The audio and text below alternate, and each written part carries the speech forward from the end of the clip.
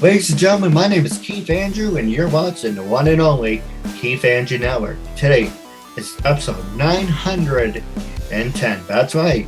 I can't believe it. 910 on Keith Andrew Network. This June 10th, it's going to be my 8 years, right? This June will be officially 9 years of the Keith Andrew Network. Makes sense, 9 years, 900 episodes. But it's really great. Today on the Keith Andrew Network, we're going to sit down with professional actor and published author. All this information will be available on social media, Facebook, Twitter, LinkedIn. Make sure to check out his work, buy a copy of his book. I won't say who it is, but he will be on the show in 5, 4, 3, 2, 1.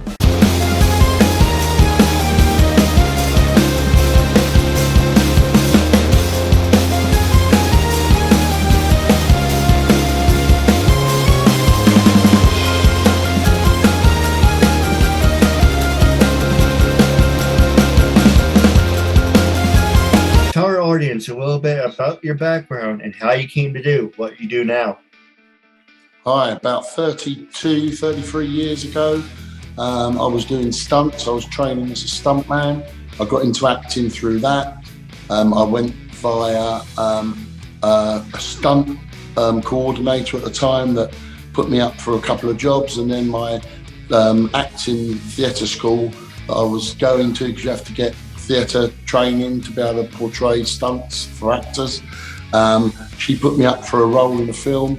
I got it. I didn't think I was going to get it. My first audition, I got it, smashed it. I'd done the audition, done the job. It was my own stunts. For the next 30 odd years, I've been doing acting across the pond in New York, but mainly in England. Been to Germany, I've been to Thailand for a film. All over the world, really. And I've just recently, I wrote a film script. I've written several film scripts over the years, but I wrote one called 80s about London gangland and versus the IRA. So a very intimidating, good crime thriller. Then in lockdown, the first lockdown, me and an author friend decided it was such a good script that we should make it into a book. So we wrote the book between us. He added a few little bits. He knew how to do the format. So he mainly done the formatting and kept strictly to my script with a few little bits we've added, which I agreed. And then we sent off to 4 top publishers, because I didn't think we would stand a chance. But, you know, I've heard of friends that have wrote 20 books, self-published them on Amazon, easy. But when it comes to getting a publisher, they just get dropped and nobody's interested in them. Well, I sent to 4 and all 4 come back with an offer, which was amazing. So we've got a book coming out on the 24th of February this year, which is only a few weeks away, and it's called 80s. The book, when it's time to get out, it's time. So that's the main book title, 80s, but then the second title is when it's time to get out, it's time. So we are all excited about that on the 24th of February. And I've got other acting roles I'm waiting on. I have had a lot cancelled in COVID because they just couldn't come over to, I couldn't get over to America, or America couldn't come here. So there was films that was delayed and stopped, but it's picking up again. I've got a film called Deadly Trio that I star in, which is filming in England. A London sort of film about a diamond jeweller heist, which I'm the lead character in, so I'm looking forward to that. And the rest, you never know what's going to come through the door. Every week I'm auditioning for parts. How are you, Keith? Pretty good. You know, the first thing I want to say is you are a professional actor, author, and you published 8 different books on the 8 different novels, and that's really I've published one book, but it's called 80s. The actual book is called 80s. I was looking at your Facebook, and it says, let me show you. It said 8 published. So I was kind of like, oh, well. There you go. See that? There you go. That makes more sense. 8-ish. That's what the film is actually called. The number 8 threw me off. I'm coming back to you. I'm back here now. So does that make sense, Keith? It does now. The number 8 on your Facebook threw me off. That's it. Yeah, you thought 8 books. I wish I had wrote 8 books. I've got 9-ish, which is a sequel to that in my mind on paper, but we haven't done the manuscript yet. But as soon as we know if we're going to have a film offer and the book sells right well, then as soon as we know that, then of course we're going to go mad, finish 9-ish and get that out ready on manuscript so that we can get that to our publishers. So it's all exciting at the moment. Anything can happen, which you never know, do you? I'm not going to build my hopes up too much, but I have good hope. It's an amazing book. There's 4 publishers have wanted it. One's got it, the best deal I went for. So it's all good news. Absolutely. And I wish you all the best. Thank you very much. So the next question I want to ask you is, what is coming up on the horizon for you and where are you heading to next? Right, well, I've just done a little thing for Pulp TV, which is a comedy sitcom that is out now as well on Pulp TV, which is quite fun. It's always good to do comedy. And like I said earlier, I've got Deadly Trio, which we're filming end of March, maybe into June time it'll take, which I play the lead character in. And I'm auditioning for stuff all the time. So when an actor, a jobbing actor, never really knows what comes through the door and when he's going to get it, because there's always something new on the horizon. But I live in hope that there's more work coming, but at the moment it's looking good. No, absolutely.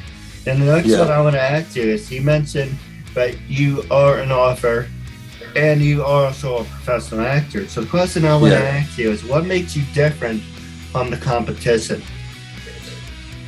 Well, I don't think anything does properly make me different, apart from there's not many actors out there that have become published authors. You get some of the real A-listers that can, because they can write a book, and let's face it, it's going to get noticed, but I'm not an A-lister. So I think, being that I'm not an A-lister, I'm doing really well, and I'm proud of that.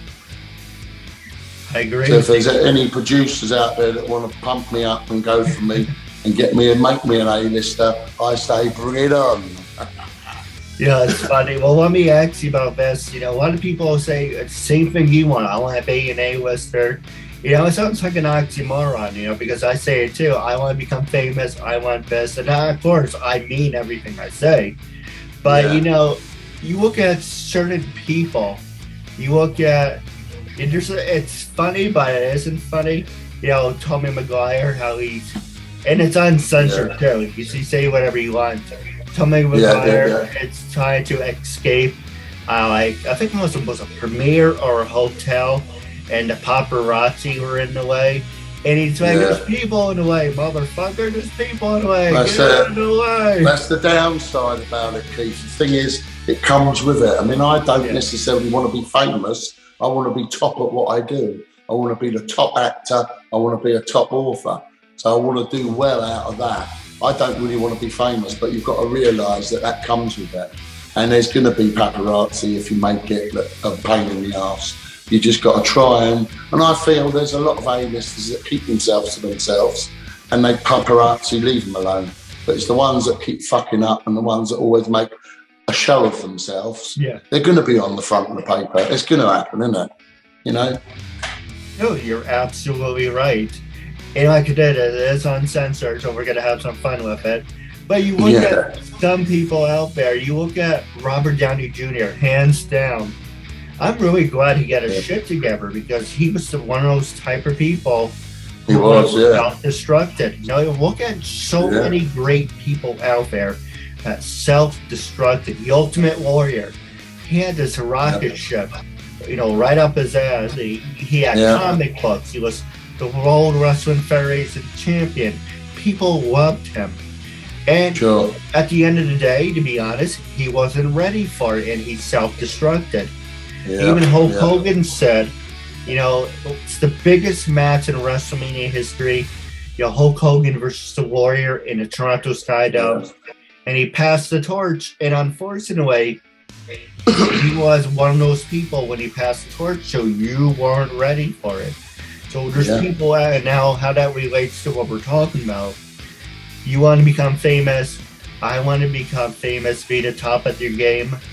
But are you really ready? And you have to be in that mindset of saying, I think so. I've been in the game long enough. I mean, I'm if it happened, that'd be great. But if it doesn't, I'm happy to jog on, doing my acting roles and writing, carry on with books and carry on doing film scripts when I find inspiration to do that. But the main thing, my main job is acting. I love doing it. And I'll always do it. So if I don't make it now, maybe one day I'll be an old codger in a soap or some playing somebody's granddad. You never know. It's a timeless job, really, being an actor. It's not like a normal career where you're working in an office, you get to 67, 68 and you retire. It's a very different game. You know, the more actors as you get older, there's always roles for older people, same as young. Oh, it's actually very timeless. Yeah. Oh, I didn't mean to interrupt. I apologize. That's okay. That's okay. I was going to say is that I was actually 65. Is it? Yeah. Yeah. See, so 65 over in England, you retire at 67 now. It always used to be 65. Is that what it is in America now? Yes. But I'm going to tell you what my grandfather used to say to my dad. Never retire. Yeah, exactly. Exactly that. I won't. I definitely won't. Because there's always, why should you? You've got to carry on. The minute you're going to stop, that's when you're going to die probably. I'm going to carry on.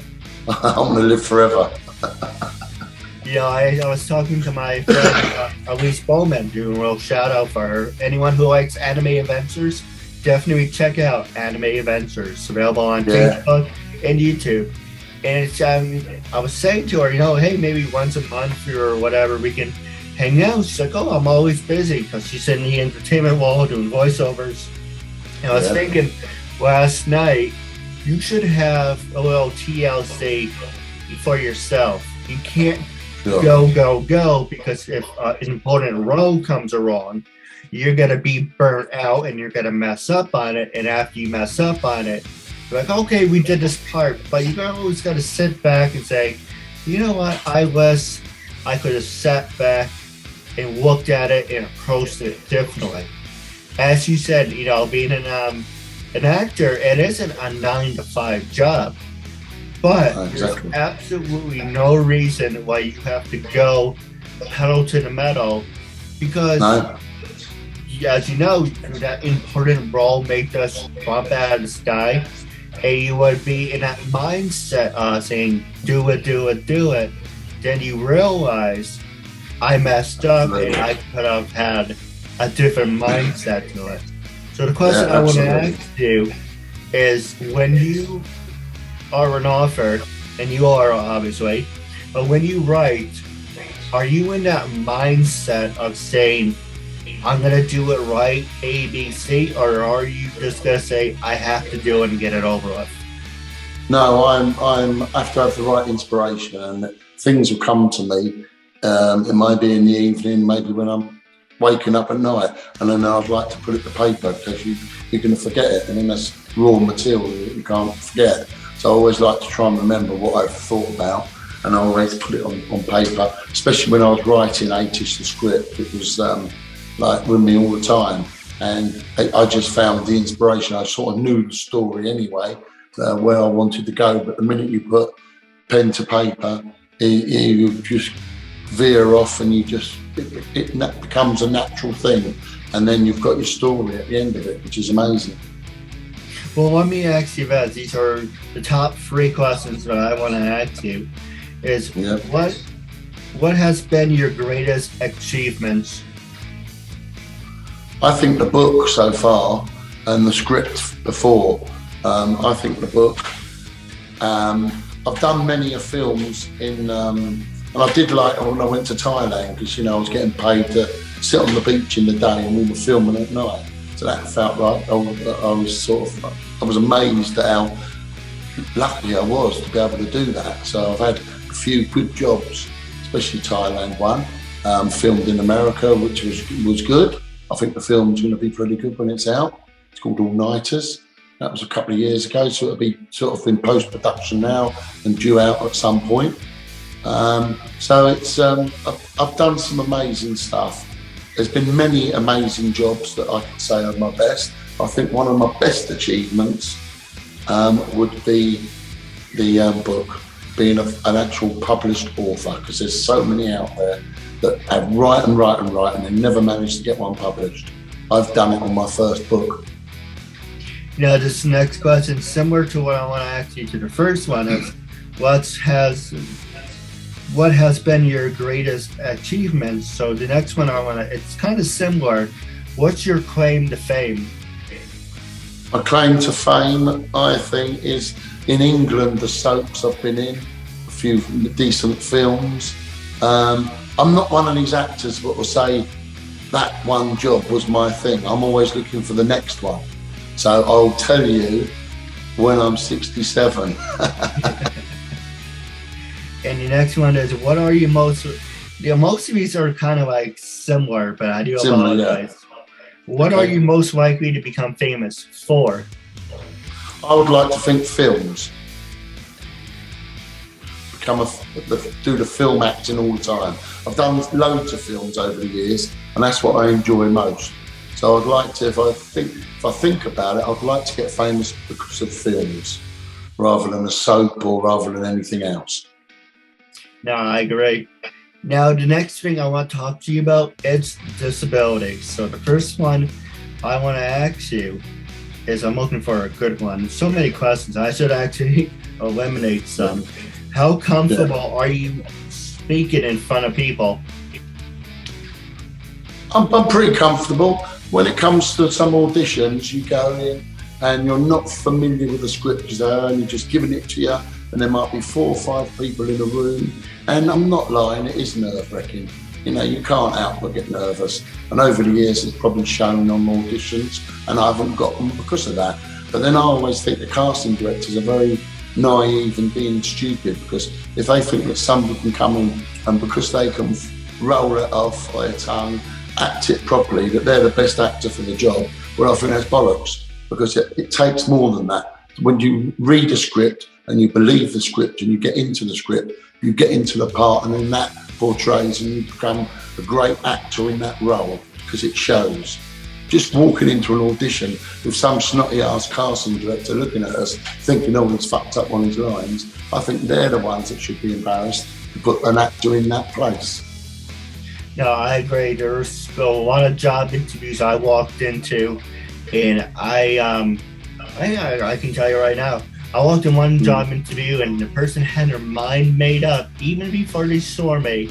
Exactly. As soon as I walked in, and the person said there, yeah. And I'm like, why am I here? Because you were obviously have your mind made up about me. But I was like, you know what? I wasted my time coming here. I'm not going to waste mine. I might as well waste the person's. But I knew what you set yourself up to be. There's some people where they carry themselves up professionally. And there's other people that carry themselves like, why am I even here?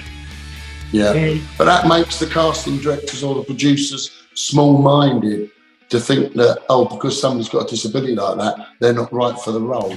And that hopefully will change in time. I think it's starting to change a little bit now, but I think there's a long way to go.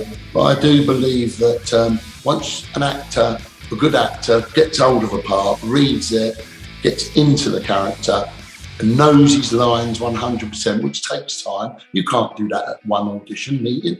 You need to get in and inwardly digest the script. Once you do that, you can portray it properly. And if there's any emotions there, you get emotional and you can cry if there's crying in the scene, because you believe it, because it's in your brain. But, you know, for anybody, whether it's you or me, if you go for an audition and it's nerve-wracking, and if you don't know the lines 100% because you haven't had the script for long enough, it's going to affect your ability to be able to portray to them what they want. But they're small-minded to believe that that is all you've got, is the one chance. And they must miss out on a lot of talent through their small-mindedness. I agree. Do you ever want to, as we mentioned in the beginning, professional actor and writer. So in this one, it's kind of fitting because now we're talking about disabilities. How comfortable are you teaching people with disabilities to follow in your footsteps on the entertainment world? How comfortable am I at what? Teaching? How comfortable are you teaching people with disabilities? What's that mean, teaching? Oh, teaching. You be a teacher. Teaching. Oh, I was right. Yeah, I think that I've worked with, I remember a guy, he's called Drew, I forget his surname, but I worked on a film called Saxon many years ago, and he was dyslexic. Now I'm a little bit dyslexic, but he was really dyslexic, and I helped him with the lines. And I just had my way of saying that slow down, read the lines. Once they're in your brain and you know they're there, then you're going to believe it. And it took him a little bit longer, but his acting was great at the end. And that gave him more confidence. And in that, you know, I believe that you need, at times, if somebody's got a disability, give them time. And then once you've given them the time, they can achieve just as much as we can. Anybody can, without a disability. No, you know, that's the one thing about my show. It's about giving people opportunities. That Absolutely, yes. Yeah. That's the one thing. I get that. That's why I'm here, because I believe in you and I like to do that. So that's why I've come on your show, because I know you're doing the right thing. No, I agree, and I'm very thankful for that. So the next one I want to ask you is looking for a good one. The next one I want to talk about is words of wisdom. And the first thing I want to ask you is, what's holding you back from being the person you want to be? I am the person I want to be. I just realised I'm doing the right thing. I'm on track. I just think the rest is fate. You either can get lucky and there's a break, and I believe there is a break on its way, and one day it could happen for me. And I could get work all the time in the industry, and that is what I'd like, to be able to work all the time in this industry, in the acting industry. And I think then that becomes notoriety, and then you're famous in your own right. So I think I'm not really think anything's holding me back other than the right breaks coming at the right time. Now, the second question is kind of similar to that. What are you holding on? Are you holding on to something or someone that you should have let go? No, I don't think so. I've got a great life here. I'm married. I have a lovely wife, lovely little dog, which you probably see posts on Instagram of. So nothing holds me back that way. I think that casting directors in England need to open their eyes, stop being woke, and stop realising that there's all different acting characters out there. Not every actor comes in and gives them the delivery they want. That doesn't mean if they've got the lines for longer, they can't achieve that. So I think they need a little bit more fairer, give actors a bit more time, and I'm sure there'll be a lot of actors that agree with me, and then they will get more work. I'm probably one of them. No, absolutely. Now, wrapping up, how can our fans and listeners get in touch with you on social media? Social media, you can get in touch with me on Instagram, on Facebook, on Twitter. I will speak to any fan and help them in any way I can. And recommend anything and sign books or whatever they want from me. Okay? It's always good to keep a great fan base. I agree with you 100%. But wrapping up our interview segment, it was a real honor and privilege having you as a guest. For our fans and listeners, make sure to follow my guest. His Instagram. Are you on Instagram, actually? I'm on Instagram. I'm on Instagram, Facebook, and Twitter. No, perfect, because your Instagram will be on the bottom of the screen. So our fans and listeners, make sure to follow our guests on Instagram, Facebook, and all the social medias will be in the description on the bottom of the screen. But as I said, wrapping up our interview segment, it was a real honor and privilege having you as a guest. I want to say thank you very much. And until we meet again, catch you later. Thank you. Thank you from Luing Andrews. Thank you. No, thank you. Thank you. Bye. Have a good night.